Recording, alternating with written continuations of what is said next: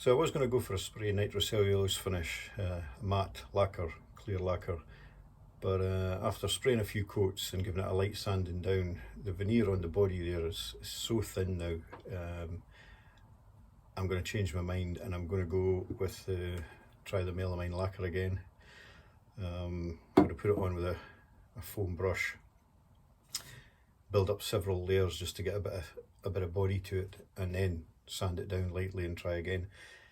I'll see how it looks with a satin finish. I'll maybe just try it with a fine wet and dry or wire wool to get a satin finish, but I may end up polishing and going with gloss. But that's what I'm going to do, so I'll just get a coat on it and see how it looks.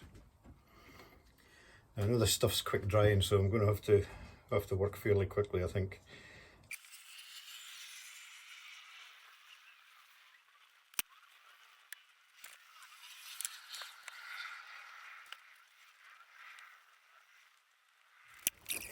Well, that was one coat on very quickly. Yeah, I see what I mean. You can't go over it again. There's a run there. If I go over it again, it's just going to streak.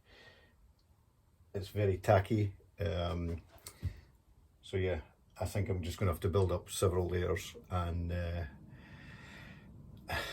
hope I can get a good finish eventually. But yeah, I don't sand anymore.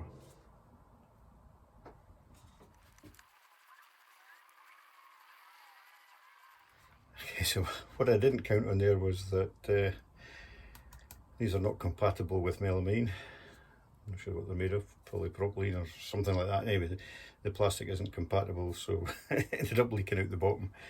So a bit of a mess on the floor.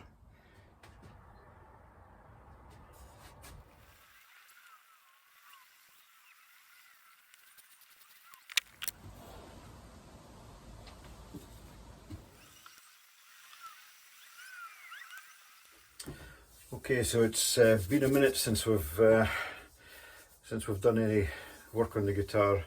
When I left it, we'd put on loads of melamine coats. It's had a couple of weeks now to cure, so I'm going to start sanding with 1500 wet and dry, and we'll see how that goes. See if we need to put more coats on and whatnot, but yeah, let's just get cracking.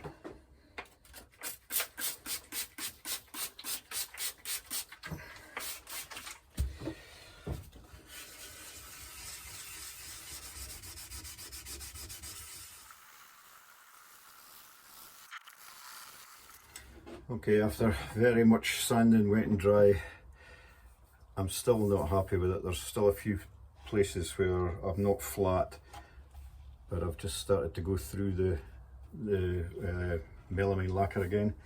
So I'm going to have to sand the whole thing back and get it nice and as flat as I can get it, and then a few more coats of the melamine lacquer, and on it goes. We will get it flat. Okay, so we're in the guts of Storm Babette. It's been a while since I've been in the studio. Not in the studio, I'm in the shed. Last time I was in, I did start the polishing process. What I'm going to do now is use some T-cut, and I'm going to try that with 5000 grit wet and dry and just see if I can get some of these fine scratches out. It's been a long slog this with the melamine and the veneer, so I'm really wanting to see the back of this. I'm fed up with it. I want to get the thing built and move on.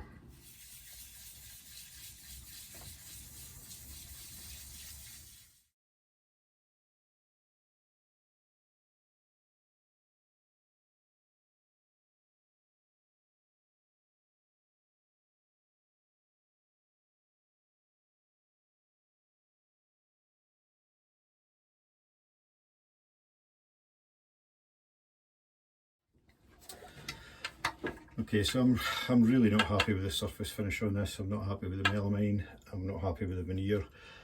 I really want to rip it all off, but I've got another couple of things I need to get onto. So I think what I'm going to do is I'm going to finish this off as it is, see how it assembles, see how it plays.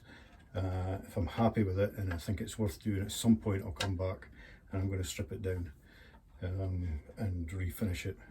But yeah, really disappointing. I've seen Todd at Sweet Tea Guitars several times strip stuff back and start again. I want to do that, but not now. I just need to finish it so I can move on. And if I think it's worth it, I'll come back and revisit it. Disappointing, but hey, that's it. It's life. We're here to learn, and that we're doing. Alright, so forgetting I don't like the finish, I'm going to crack on with the wiring. First thing I'm going to do is put an earth wire in from the saddle post down into the control cavity.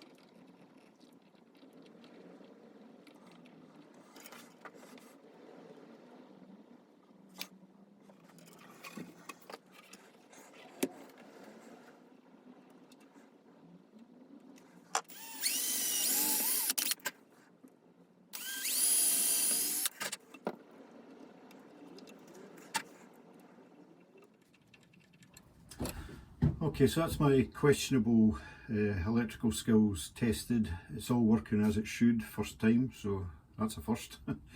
So yeah, we'll crack on, we'll get it assembled and see how it plays, and then we'll see what the future holds for it. That's enough for this video. It seems to have taken me months to get this put together, so yeah, thanks for watching, and we'll see you in the next one.